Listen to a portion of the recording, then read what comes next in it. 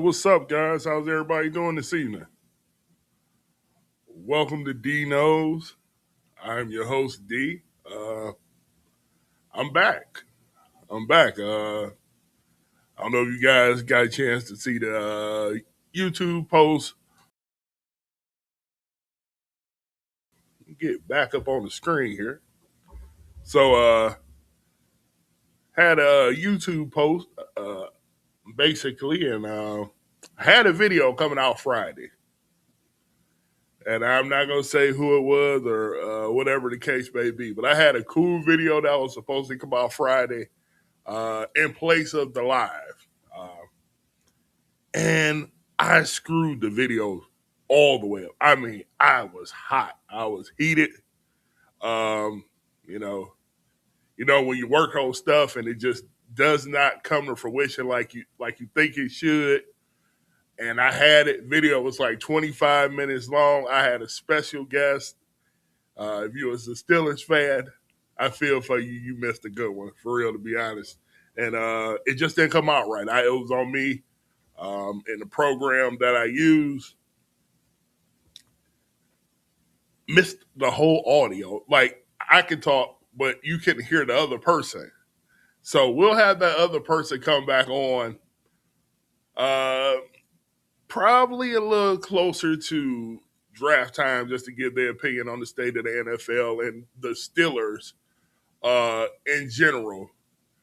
Because you wanted to be organic. We could have ran it back, but it just didn't make sense. Like, the field went in there, whatever the case may be. So I was highly mad. I was mad. I felt like, something was lost. But, we back at it. So, can't cry over spilled milk but for so long, you know what I mean? And, I had my moment. You bounce back. So we end up putting up the Weights and Windows Part 1. So if you guys are into documentaries, this is like a little mini documentary series that we doing. It's going to be a roller coaster. So if you just into that, Bills fans, tell your friends out there, this is going to be one you want to watch. So the first part is a good watch. Part 2 will be coming up here soon in the next couple of days. So I'm really proud of it. We put together some pretty good work, and things will continue to keep, coming up. So I'm excited about what we're doing. I want to know how everybody else is doing this evening. I talked about me enough. How's everybody else doing? How was your weekend? This was like one of the first weekends in a while without football. I know we, as football fans, we used to that week to week. You just waiting on that game to come, and it was nothing. It was nothing. Even for a football junkie like me, I'm not gonna sit up here and say I watch the Pro Bowls when they come on, but you still just peak just because it's football, and you get absolutely nothing. You know what I'm saying? So it's a situation where you just without the football, and my job as a creator and adding more aspects to football, as you guys will see up here in the next couple weeks. I will be making an announcement on that. But my job is to create more content. So, like I said, if you guys are interested in the, outside of the replays that they show on the networks and stuff like that of football games, you want to get some background on some stories, we'll have a whole bunch of them going up. So, again, check out the Josh Allen Windows and Wait, Josh Allen era. So it's a pretty good watch. So today, you guys see the thumbnail. We got to talk about Justin Jefferson. He did an interview. I have the clip. I have the quote. And it's going to make us, as usual on D Knows, what we do is we dive a little bit deeper than the surface stuff. So, what's funny about this situation is I've seen little excerpts about why the GM got fired, and we're gonna tie all of this into a knot. So if I do come across some new information, I'm coming across it with you guys with fresh eyes as well. So we're going to be kind of reacting to a lot of this information in real time, because I said I just wanted to wait. I just wanted to wait, kind of do this with the audience. Get y'all's thoughts. You guys can be a part of the show. Right now, we are live on YouTube. We're live on the Purple app. We even have a sort of live on X. So if you're on X, you may not be able to comment much on the X because it's like it's almost like an embedded stream. So you can't really comment. So if you guys are on X and you want to comment, you have to come over to YouTube or go over to the Purple app. And if you guys want to get in the chat, you're more than welcome. I welcome all questions, thoughts, anything of that nature. I want y'all guys in here. Say your piece. So we're going to just jump in real quick. We're going to jump into a little bit of the hiring news. We have, pull it up real quick. Get it all together. So everybody can see what we got going on here. And I think since the last time I've been on, it's been a couple hires that happened. I didn't even put out any like shorts on it. Like I said, I just wanted to kind of come into it and kind of be a little bit fresh with it. So let's jump in. So the Baltimore Ravens hired Declan Doyle. As you can see right here, AJ Gersh put this up. He is the youngest OC in the NFL at 29 years old. It seems like these guys are getting younger and younger by the minute. Obviously, you can feel there's some type of shift going on with the NFL. Uh, Starting to, the old guard, as how life does, coaching life, football life, whatever you in, at some point, it's time to start bringing the new blood in. So, as they say he's the youngest OC in the NFL. He was loved by the players and Bears fans. Of course, he was under Ben Johnson as I think was he the quarterbacks coach over there? I think he was the quarterbacks coach or something over there in Chicago. He was part of leading that offense to a top 10 offense. And he's from Ben Johnson and Sean Payton's coaching tree. And this is the Baltimore Ravens offensive coordinator. So he comes from bright minds. Sean Payton may be an a-hole, but the dude knows offense and he knows offensive concepts. And, he can put a game plan together, and we ain't got to say much about Ben Johnson. We ain't seen him in 2 stops now. Detroit, revived Jared Goff. And, he's went over to Chicago, and he's making the best of Caleb Williams and trying to grow his game. And we saw how they leaned on the running game in Chicago, got them all the way into the second round of the playoffs. So, I don't see no downside to this. Obviously this was a good move to appease Lamar Jackson, keep him into the Ravens camp. I thought honestly Lamar at some point would be asking for a trade with everything that was going on, but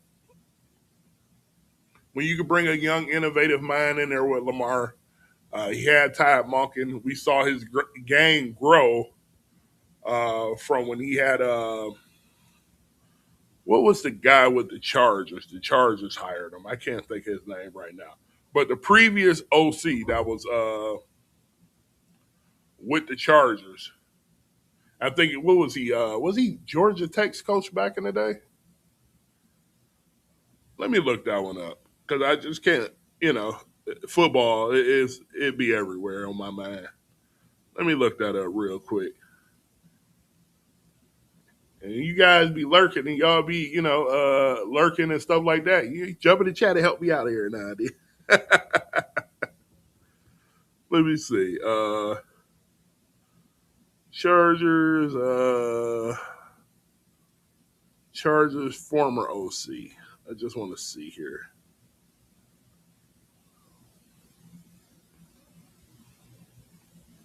Greg Roman. There we go. I couldn't think of it. It wouldn't come to my head. So that was Lamar Jackson's former OC before Todd Monken took over. And Greg Roman was, it was okay. Greg Roman was in San Francisco when Colin Kaepernick was there. And, the kind of offense they ran, a lot of RPO stuff. And it was kind of basic. It was a basic offense. Todd Monken came in and kind of took Lamar to a higher level before, they departed ways. So I'm excited to see what the Ravens look like with Declan Doyle. Is he going to bring a lot of the concepts over there that he had with Ben Johnson? Like I said, he was also under Sean Payton too. So when you have that going on,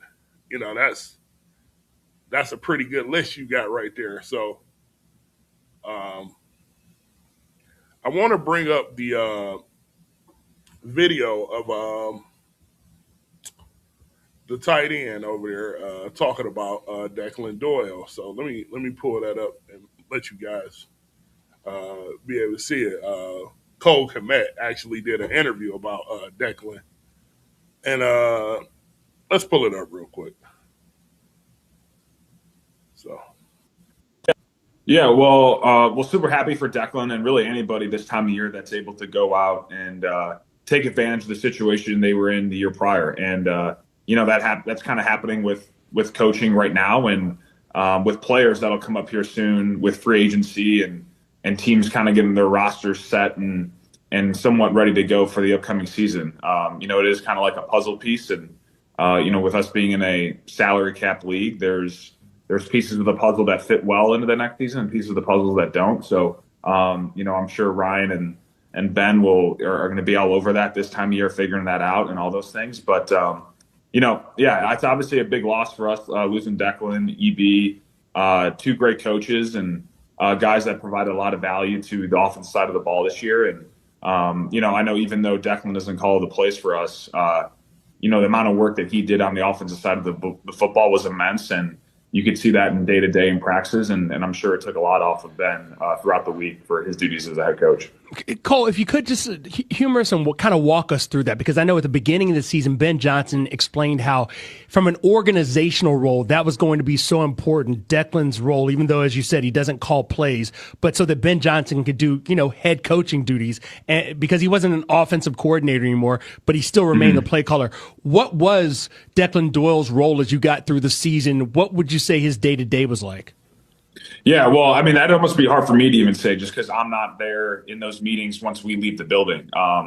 But, you can tell with things in terms of getting the scout team correct, getting all those cards ready, dialed up, ready to go, whether it's scripting the practice. I'm sure Declan had a huge say as to what plays we're going to have up and what looks we were going to get throughout the week of practice. And then, on Fridays and Saturdays, when we'd go over our film from Fridays on Saturday morning, Declan's the guy going over that tape with the whole skill group and then kind of leading us in the walkthrough on Saturday before our main mini walkthrough. So I just wanted you guys to check that out. That was Cole Kmet on 104.3 The Fan in Chicago. And that right there, for you guys that may be casual fans, but I know when we have people in the chat, there's a lot of hardcore fans that know when you the quarterback's coach or you the offensive coordinator or whatever the case may be, even if you have a offensive-minded head coach like a Ben Johnson or Sean Payton, it is guys behind the scene that really script out all these things because the head coach does not have time to do what Ben Johnson did when he was just the OC in Detroit or, whoever the OCs are at that time. They literally have to delegate these jobs off. So when you think of somebody like a Declan, he's really watching all the film and he's giving all the notes and the tidbits to Ben Johnson to call these plays in the game. But Declan's doing all the dirty work, all the scouting, and you heard him say all the scout team and all these things. He's the guy that's putting the game plan together. He is the strategist for the general. So now Declan is able to become pretty much his own version of a general at this point. And I think that is going to be interesting for the Ravens organization. Because, like I said, I think Todd Monken was good.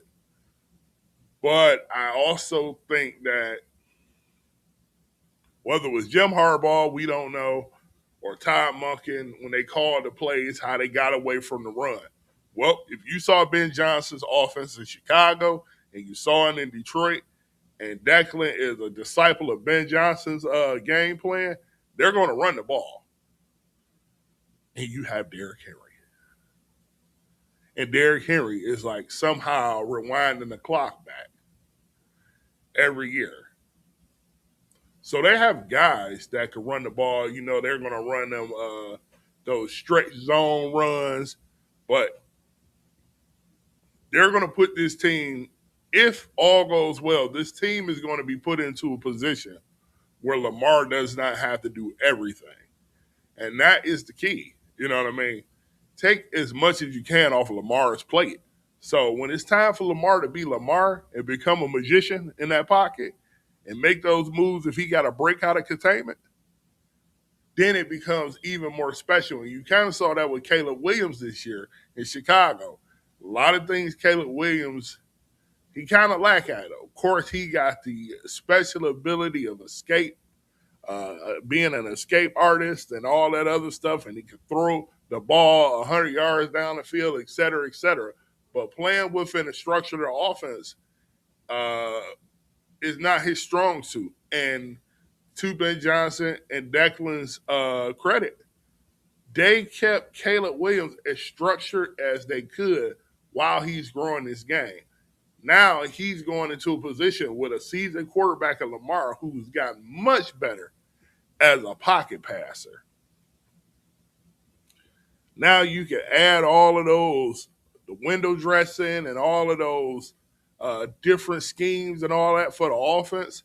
I am very interested to see what the Ravens become this year. You know, like I said, you got a lot of talent on that offense.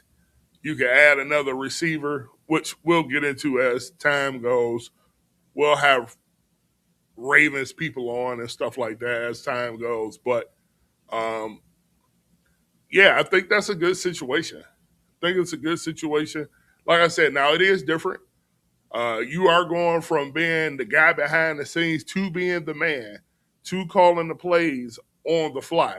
That is totally different. Play calling in the midst of the game. You know, getting a feel for the game, not just running the script. Getting a feel for the game. That matters. So we'll see how Declan turns out. But from the naked eye, it looks like a good move, and I would like to see what the Ravens look like in 2026 with Declan as the head play caller now. So,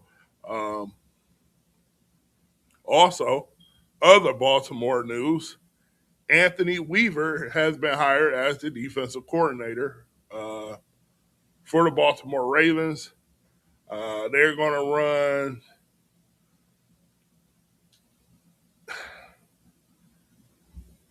they're probably going to run a lot of disguise stuff with Anthony. You know, the Ravens pass rushes, you know, it's not, you're not going to just rush four and somebody just go get home all of a sudden. That's just not the type of team they are. So it's going to be a lot of, you know, smoke and mirrors the way they play. But Anthony Weaver, I think, is going to be a good fit. He comes from the Baltimore system already. He go back home, be a part of what they got going on, and that's part of the rebuild with those guys. So we'll see how that looks going into that 2026 season also. Want to get into we got to talk about the Cleveland Browns.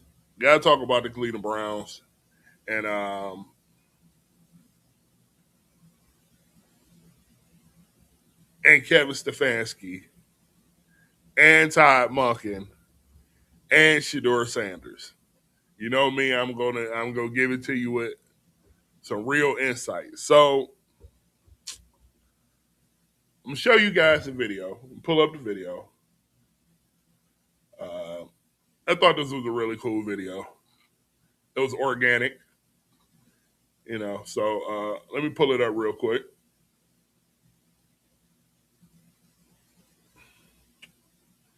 So let's pull up this video here. Where I'm going in at? Oh, yeah. Hello, young man. What's up? Good to see you. How you doing? Welcome back to the States. How we doing, man? Good. Yeah, we tried to draft your ass. It's all worked out. Yeah. You remember that, right? Yeah, that's what I was about to tell you. Someday we'll get a chance to talk about that. Yeah. Yeah. Awesome. Well, sit down.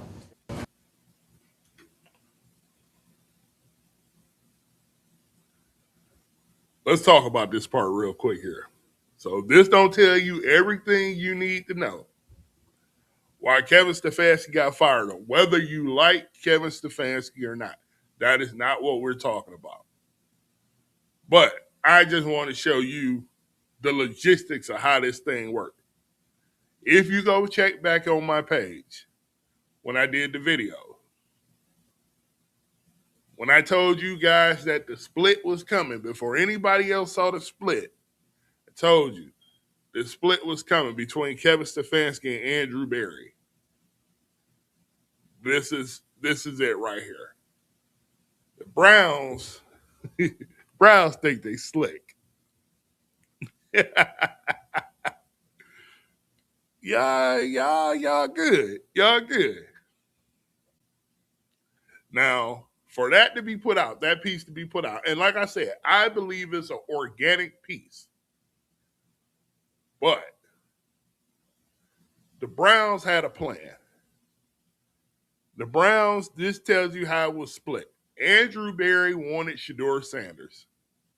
He wanted Shedeur Sanders. And him and Kevin Stefanski went to war. And you could tell in that video that we saw back some months ago at that draft, those guys went to war on who they wanted as the quarterback. Now, remember, these guys was a package when they came in. Kevin Stefanski actually got hired before Andrew Berry. Kevin Stefanski, the one that actually brought Andrew Berry in to be his GM. This is crazy, right?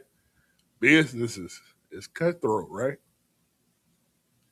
But you could tell that they both had a plan and they had differences of opinions.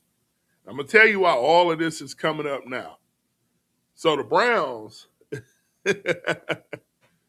so this is the reason why they hired Monken, right? The Browns, whatever they thought about in the middle of the season, once Shedeur got his chance to start, they said this is going to be our guy going forward. I had already said that, but you know, people go talk and they go say whatever. But I said once they put him in, and they was not sold on any of these quarterbacks, especially when they did not land in that 1 to 2 range, they said this was going to be their guy. I think they had already thought this was going to be their guy. Period. He's going to sell tickets. He's going to be a face. Whether he's good or bad, we going to sell more jerseys and we going to get more press than any other NFL team. Who is the highest covered team this year? It was the Browns. The Browns won 5 games. Once Shedeur Sanders came in, they became one of the most covered teams, right? And he got some intangibles, and he got some things that at least give you the illusion of him being able to be a starting quarterback with the right things around him and everything else. Okay, great. But it's the persona. He got all of those things that, that people like. He has a tribalistic fan base. Whether you like it or not, that's what he has, right? So Jimmy was already saying, Jimmy Haslam, the owner, was already saying, this is going to be our guy going into 2026. And hopefully going forward and going into this new stadium that they are building in the next couple of years. So imagine if you have Shedeur Sanders, who's become like this, I don't know, this microwave sports cult figure in a matter of 2 years, and you're going into this brand new playpen that they got coming that looks amazing, by the way. And you got your quote-unquote franchise quarterback. You possibly will still have Myles Garrett. You got the Harold Fannings. You get him a receiver. One of these guys that's on the board. You got the Carnell Taste and Malachi Lemons. You got the Tyson kid. It's a lot of pretty good receivers out here, right? So if you put everything around them, and let's just say the Browns they won 5 games last year. They make 7 games, but they're exciting. Oh, that is going to be a big deal. So you can tell where the whole thing happened, where Kevin Stefanski versus Andrew Berry and the rest of the organization happened. Here's why I say this. The Browns, This I'm going to tell you how Kevin Stefanski, whether, like I said, hear what I'm saying, people, whether you like Kevin Stefanski or not, I don't care about that. That's not even what I'm talking about. But what I am saying is this is going to prove that Kevin Stefanski did not own his own position as a head coach for the Browns. I'm about to explain how. Kevin Stefanski made a few hires since he's taking the Atlanta Falcons job. Would you like to know what his hires are? Let me help you real quick. So I got my phone right here. Should have I got to figure out how to put all of this into the system so it'll pop up. But I'm gonna do it this way. The quarterback's coach is Alex Van Pelt. The same Alex Van Pelt that got fired from the Browns for Deshaun Watson. You know, he was looked at as the offensive coordinator. They made, Kevin Stefanski fired Alex Van Pelt. All to go get Alex Van Pelt back in Atlanta? Who else is on his staff? Tommy Rees, right? Got Tommy Rees. Who's the offensive line coach? Bill Callahan. Also was with the Browns. So I find it weird that everybody that Kevin Stefanski supposedly fired, he got, who else he got? He got Tanner Engelstrom, who was also with the Browns. So all these guys that he fired, quote unquote, are all a part of his staff in Atlanta. Make it make sense.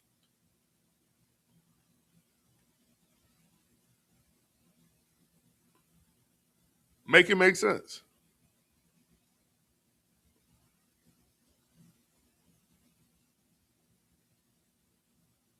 But they were said to be Kevin Stefanski's choice to let these guys go, like the Alex Van Pelt, who went on to, I think, help what?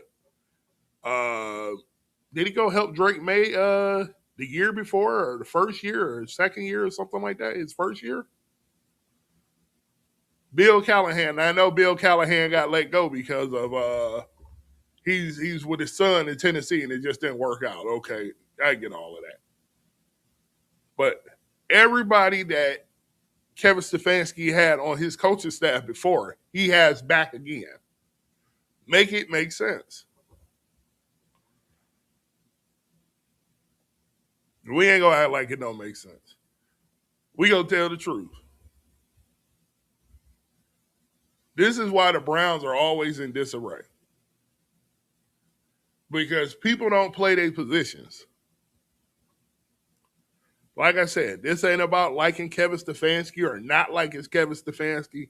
I can care either way. I'm just going to call it like I see it.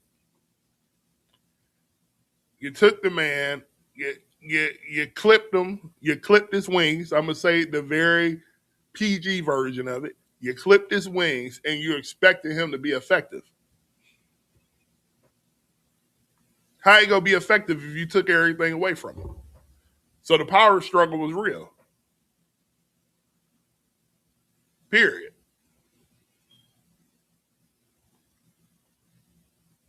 The guy up top does not listen to anybody. And he trusts Andrew Berry enough to keep him on, and that's who's going to make the decisions going forward. It's just what it is. But if you don't believe that it wasn't a power struggle between Kevin Stefanski, Andrew Berry, and Jimmy Haslam, I got a bridge to sell you. Because that's what happened. That's exactly what happened. And their coaching process, now we go talk about the Browns coaching process because this all comes together. Todd Monken was not their first choice. But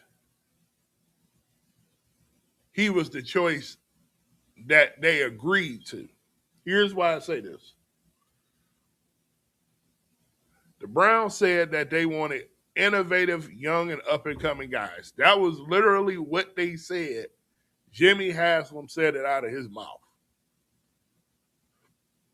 Until those guys came in and had the interviews and had to do whatever essays they had to do. And I guarantee you, the number one question was, So what can you do with Shedeur Sanders? And they gave whatever read that they gave on that. And if it wasn't the read that they wanted, those guys didn't want the job. You're not going to tell me Grant Udisky, a guy who's going from an offensive coordinator, young guy, it's only 32 of these jobs in the league, said, nah, no thanks. I don't want this. Because you know when you become the Cleveland Browns head coach, you go get a mulligan. You know there's always something crazy going on over there. But for him to turn it down, what about Nate Shieldhouse? They went all the way out to L.A. Now, why would you go all the way out to L.A. to do an interview with Shieldhouse, all to not sign him? I know why. Because they said either you go sign off on Shedeur being your guy, or we're not going to, we don't want you. I could be totally wrong, but this is how I'm reading it. You don't bring Todd Monken in last minute. Todd Monken was pretty much on his way to being the Giants' offensive coordinator. They brought Todd Monken in last minute. And it's just so happened to work out because Todd Monken wanted, as the video just showed, Todd Monken wanted Shedeur in Baltimore. But how the story goes is Shedeur didn't want to go to Baltimore because he felt like he'll never get a shot. Now everything comes full circle. Todd Monken is in Cleveland, and he got the quarterback that he liked is Shedeur Sanders. So, as dysfunctional as the Browns have been and always will be if they keep going the way they're going, they actually got a match made in heaven because Shedeur finally has a head coach that wants him in the NFL, that works out perfectly in the system that Jimmy Haslam wanted, that Andrew Berry wanted. That was their guy, Shedeur Sanders, that was sitting there, and now they found a quarterback, a head coach that wants him as the quarterback. So now we know for sure. If you didn't know, now you know. Kevin Stefanski, that was not his pick, and he tried to make the best out of it, whether, again, like I said, whether you agree with him or not. Your head coach should be the guy who picks the guy that they want.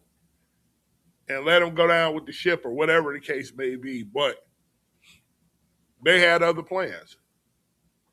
Here's what I say to that. It's too many pots, too many chefs in the kitchen in Cleveland. This is why they can't get nothing done. And I hope that they really trip and fail into a situation that actually works for a change.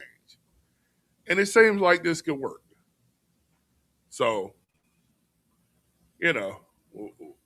we'll see how it goes. But obviously, Shedeur is comfortable with Todd, and Monken loves Shedeur coming into the draft at the spot they was trying to get him at. So we'll see what the Browns do with that. I just wanted to put some context on it, on that whole Cleveland Browns and Atlanta Falcons situation with Stefanski and Berry and Haslam. They was on the same page till they wasn't. And the head coach just didn't have no say. It's just that simple. So that's pretty much that. So we're going to talk about the main story. The main story. That is what we want to talk about. We're going to get into that. Did I talk about I think I already talked about Joe Brady the other day. I'm still catching up on things. I think I put out a short about it. If I didn't, if anybody want to talk about Joe Brady being hired for the Bills, just leave it in the comments. We'll talk about it or whatever the case may be. But I definitely want to get into these Minnesota Vikings fiasco. So we're going to start with Justin Jefferson. He is the main star of this show today. And he had a lot of things to say. So we gonna talk about him. And I think we got like one more segment after that, and then we'll figure out the rest from there. But we getting there. So let me pull this up real quick. Let's see here.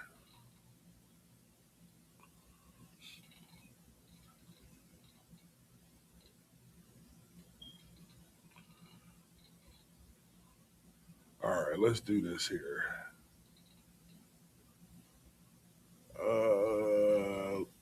Let's listen to Mr. Justin Jefferson. Bills Mafia kind of expect from him as head coach? I mean, he's already been doing a phenomenal job behind the scenes. Of course, of course, the TV crew, show him out in the box, calling the plays and stuff. But I mean, he's a great guy. He's a great coach. Having him as my offensive coordinator, my 2019 year. I mean, we had so much fun together. Just building and working on our craft. I feel like he was mostly the reason why I got picked first round. He's the reason why my hands got better, why a lot of things occurred during that season. So I'm just proud of him to go from the Saints to LSU. Now he's back in the league. Now he's about to be a head coach. So it's a blessing. It's honestly crazy to see the change over the past years. So I'm happy for him. I'm happy to see the different things that he do, especially of course with Josh Allen at quarterback. But I'm excited to see how he carries that team and how he controls that team. Okay, so I showed that, and there was a reason why I showed that. So let me pull up this. So that was courtesy of USA Today. He did an interview with the gentleman. I can't think of his name right now, but I'll put it back and link it back into the description once the video is done, the live is done. But this is his quote on Mr. Sam Darnold.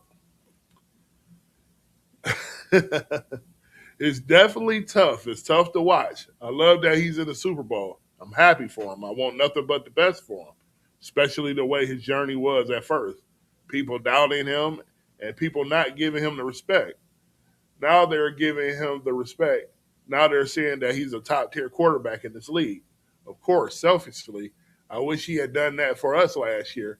But to see him blossom and bounce back right after last year and make it this year, I'm happy for him. And I hope he wins. I root for Seattle, and I think Seattle's going to win. I'll be rooting for him.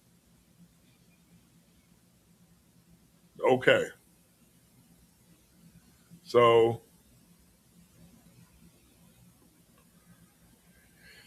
we're going to take that one into context here. Remove this from the screen. So I made a video on the old channel last year, and I felt like Justin Jefferson wanted to be traded then. I said, he wants out. Now, this is before they had even signed Sam Darnold. No one knew what Sam Darnold was going to turn into.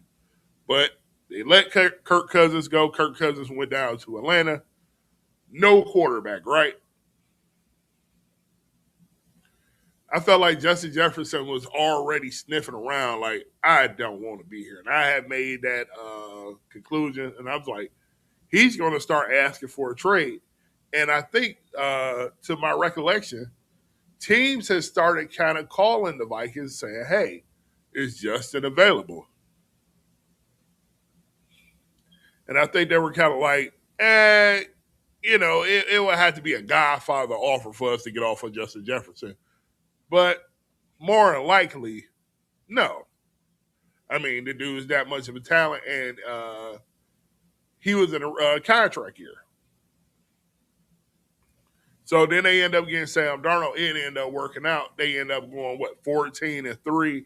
They get bounced, but Sam Darnold and Justin Jefferson had they like best numbers, right? So now you're in this situation and you see Justin Jefferson, and even from that little piece right there, the pain in that man's face is saying everything.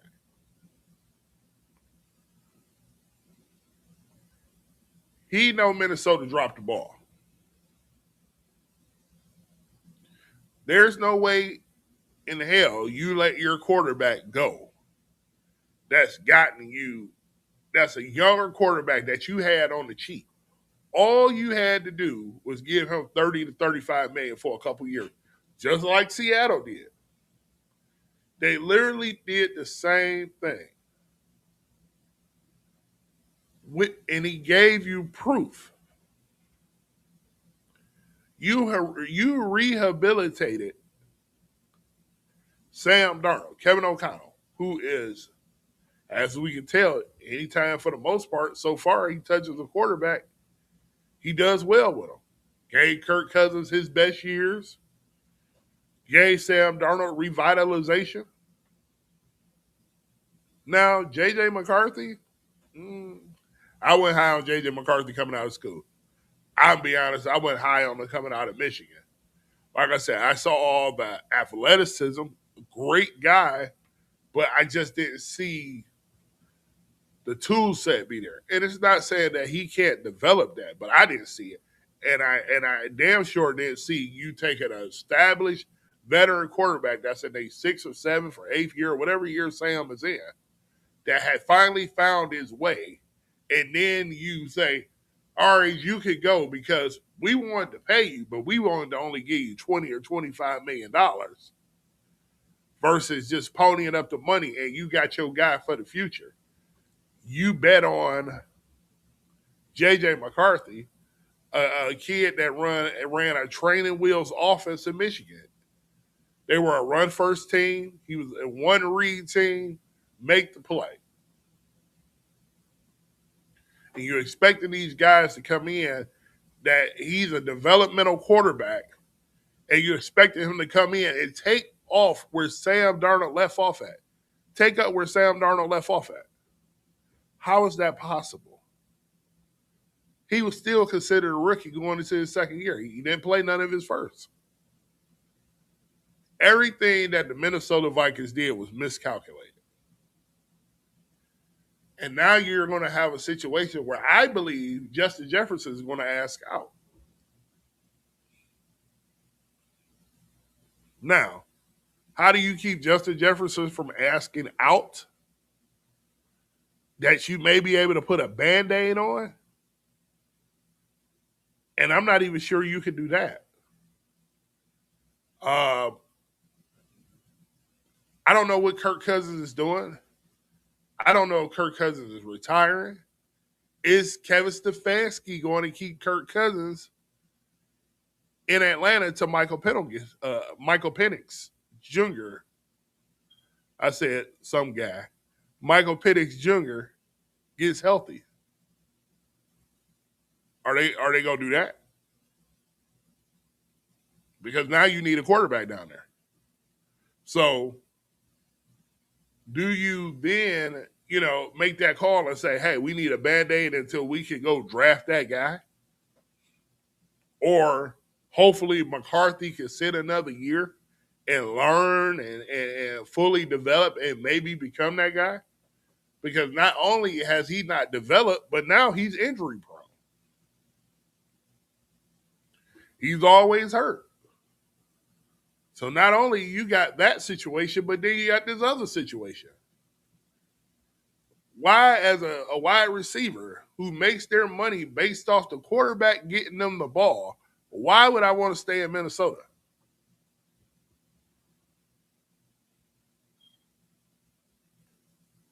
And I said it then. I said, at this point, why wouldn't you just trade Justin Jefferson? Names is all over the place today. And I apologize, guys. Get back to it. I'm getting it together. I'm getting it together. But why would I want to trade Justin? Why wouldn't I trade Justin Jefferson? Go get a boatload of picks for him and just start over. Because now you have paid him. Yes, you can go get a king's ransom from him right now. But you had your quarterback in place and y'all fumbled it. Some egos must have got in the way. We did this with Sam Darnold. We could surely do this with J.J. McCarthy. You had Daniel Jones in the building. What was the succession plan? You knew J.J. was not ready, which kicks me over to what I said we're going to explore together. I want to know why the GM got fired. And we're going to explore that together here, together as a team. We're going to find out why the GM got fired, and we're going to listen to the reports of what they give or what they did not give, and we're going to try to decipher this together. Let's see here.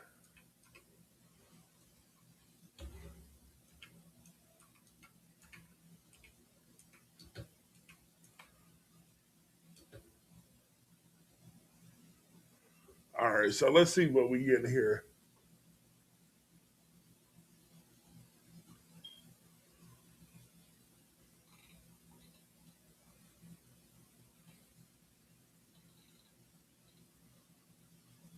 Let's see here.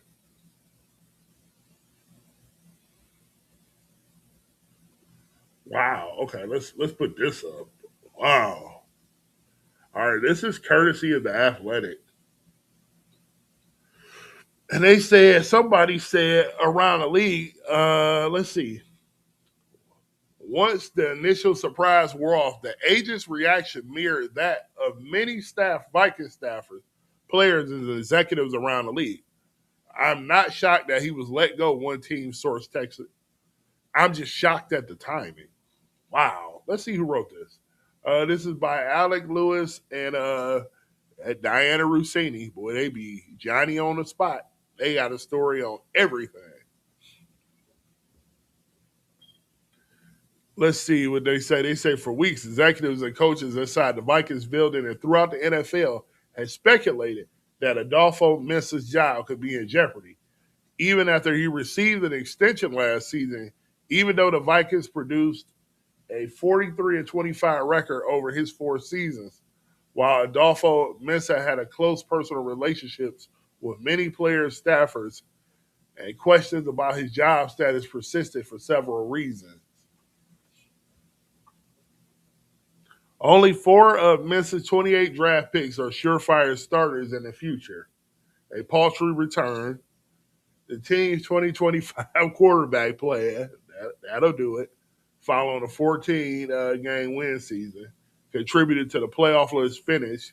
At the same time, former quarterback Sam Darnold was leading the Seattle Seahawks to the Super Bowl. Let's see. Mensah's Wall Street trading background created skepticism among football people inside and outside the organization. That never completely faded. And tension spilled over between Adofo-Mensah and key members of the coaching staff who questioned his experience to do the job. Wow. Wow. Listen, we're going into this together. This gnarly bundle of dynamics and it's entirely contributed to the Vikings ownership's delayed decision. Almost no one expected the move to come now, 26 days after the Vikings finished season. Let's see what else they said. Let's see.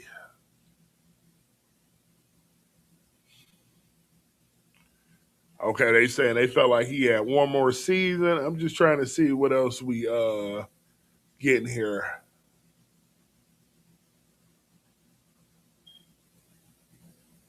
Okay, they just stopped believing in him. Really, that's what it looks like. And it's like,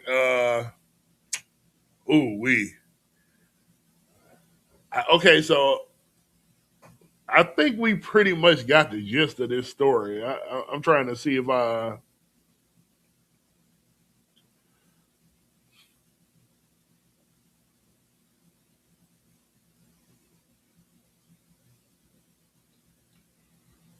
let's see here. Anything else?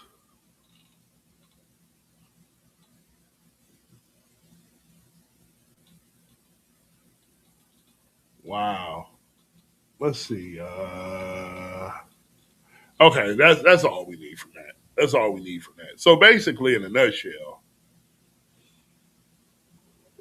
I said that when I wanted to go over with you guys all together. So basically, in a nutshell, he was fired because of him letting Sam Darnold go. It seems like the inexperience, the ego. And see, I thought this was a Kevin O'Connell thing too. I said, well, hey, he's the quarterback whisperer. Maybe he feels like, hey, we can get J.J. McCarthy up to the speed of Sam Darnold. That's why if you guys have heard me speak about the Vikings situation, how they fumbled it, I put it all on all of them because I said, well, Kevin O'Connell is probably the guy that said, hey, we could get the other quarterbacks up to speed with what Sam did. But now we're finding out that it was the GM. And that GM was the understudy of Andrew Berry in Cleveland. What I find funny about that situation is that he had 4 years and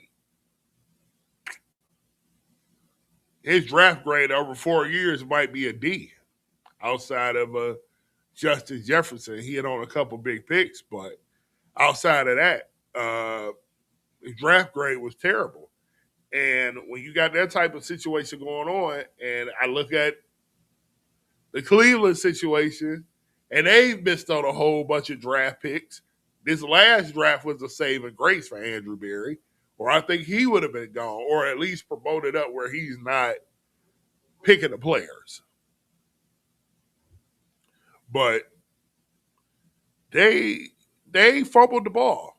And if I was the owner and I'm sitting there in that situation, I'm looking at the situation and I'm saying, we gave up a quarterback that we had. He had all the potential. All he wanted was $35 million a year versus 60, which is the going rate for a top elite quarterback price tag. He would have took the Baker Mayfield deal. And now he's in the Super Bowl. If I'm sitting there and I had a team that was 14-3 last year, we went 9-8 as a Vikings fan. I would be so mad. We went 9-8 this year with no quarterback. J.J. McCarthy, Carson Wentz, and the other young guy, the undrafted rookie guy, Hosmer, I think. Hosmer. And y'all still got to 9-8. Barely missing the playoffs. I would be mad if I'm the owner too. Because we thoroughly screwed up. Not only did we have Sam Darnold, but we had Daniel Jones in the building. So we had 2 quarterbacks in the building that we gave up for a developmental quarterback. Yeah, I would have fired them too. And now you're in a situation where you're starting wide receiver, and now it makes sense to why they made the move, because they got to get somebody in there that know what they're doing. He don't know what he's doing in that situation. And now, he's a Wall Street guy and all this other stuff, and that's great. But you got to have a football mind to go with it. Because all of that could be tangibles to make you somebody great. Great GM, great whatever the case may be. But he made moves based on his ego. And if you like these Wall Street traders, these guys make bold moves. Like, they can go for broke. That's totally different with the NFL, where if you got a defensive tackle or you got a wide receiver or corner, and they like the elite of elite, but you don't want to pay them that money, you could go draft a guy or get another guy to fit the system, and he might not be as good, but he's, you know what I mean? He's workable. You can't do that with a quarterback. What kind of foolishness is that? Yeah, I would have fired him too. And now you got this situation with Justin Jefferson. Justin Jefferson probably is going to want out. So what do the Minnesota Vikings do? Do they got to try to swing a deal for Kyler Murray? Possible. Possible. They got to try to swing a deal for Kyler Murray or somebody. Because now they're in a situation where now you have this team that could be competing deep into the playoffs or maybe a championship run. We're not going to act like we thought Seattle was going to the Super Bowl. If you say you knew Seattle was going to the Super Bowl, either you're a Seattle Seahawks super fan where you just going to say they're going every year, or you lying. And to watch my quarterback that I had, that I rehabilitated his image and his game, go to another team? Oh, that is crazy. That's crazy. And listen, I don't blame the ownership. But now you got to deal with the Justin Jefferson situation. Look how excited, and let's bring that all the way back around in context, because I'm back in form now. Bring it all into context. We just watched the video 5 minutes ago about Joe Brady in Buffalo. Look how he talked about Joe Brady. Look how he talked about Joe Brady. Who need a wide receiver, a number one wide receiver?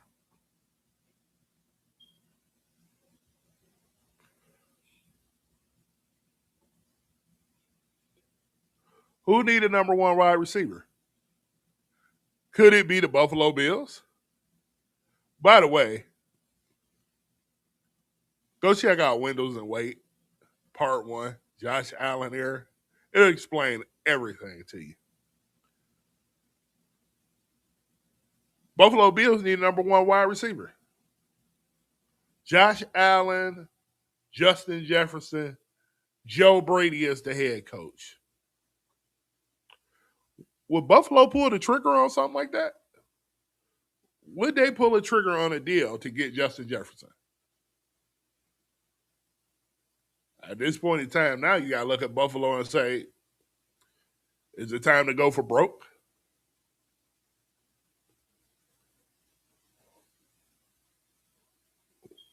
We literally have mismatched parts. Our offense, Keon Coleman, has not developed yet.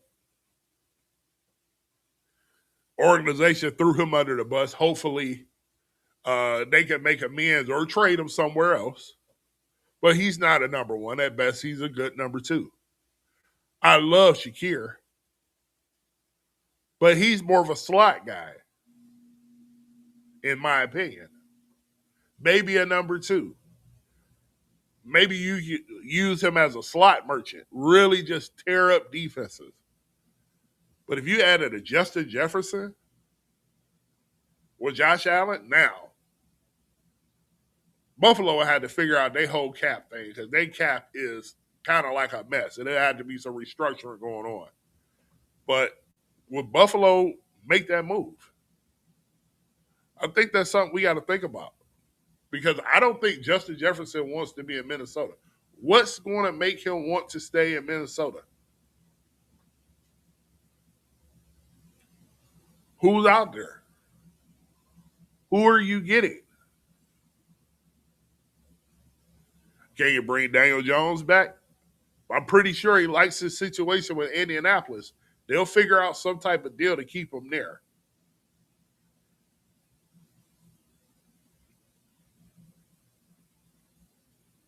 Kyler Murray?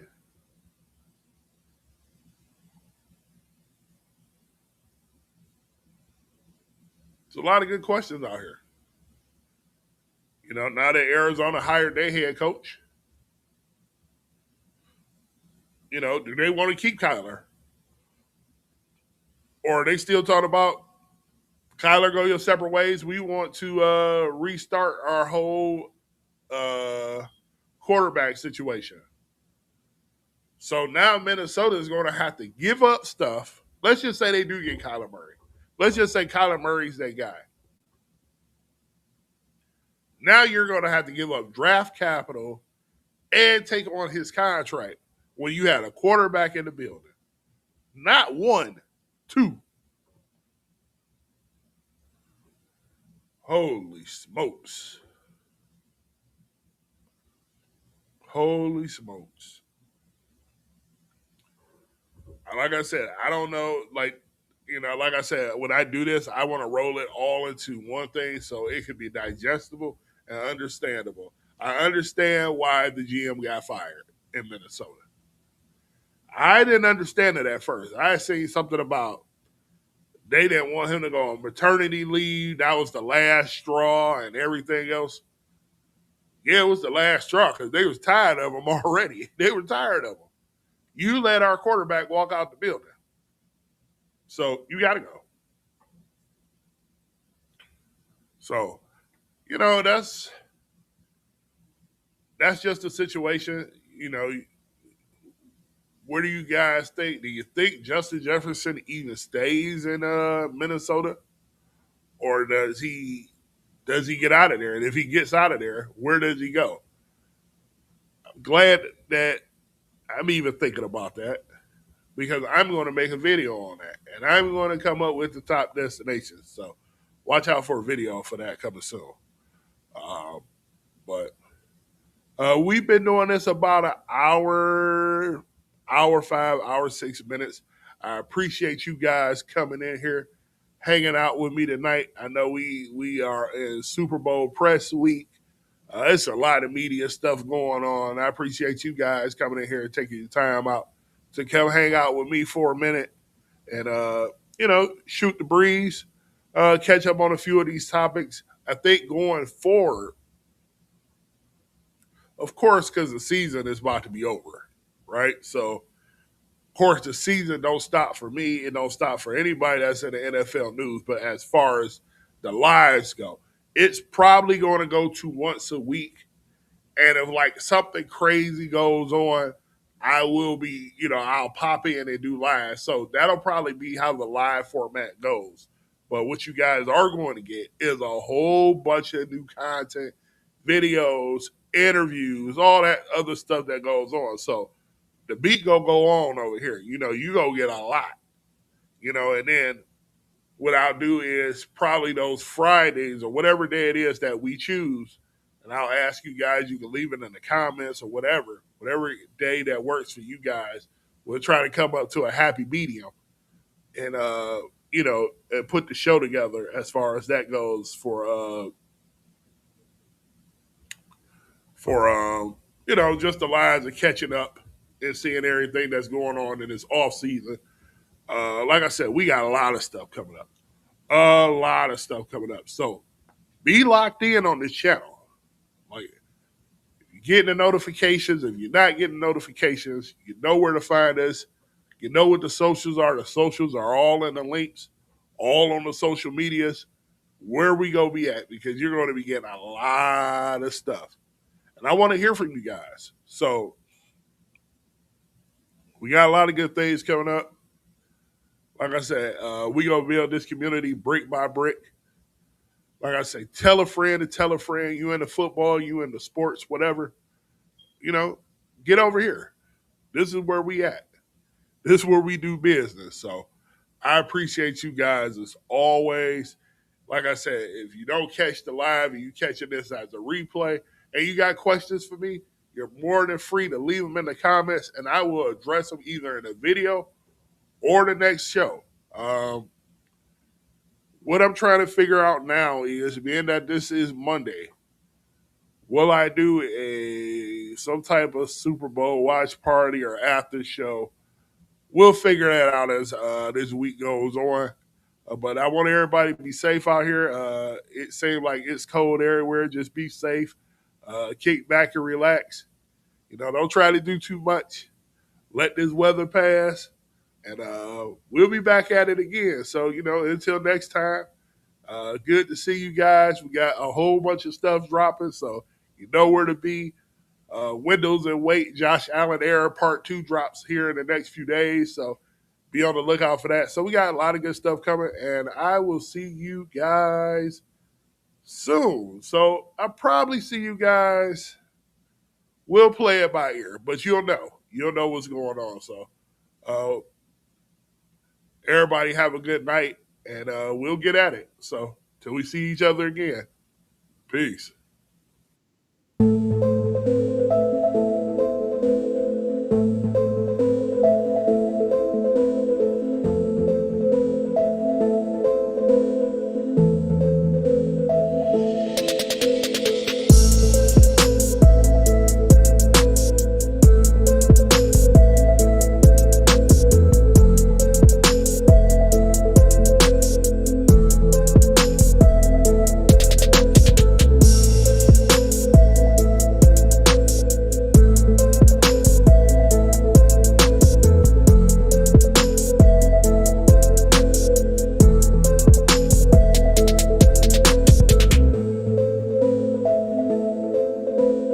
you.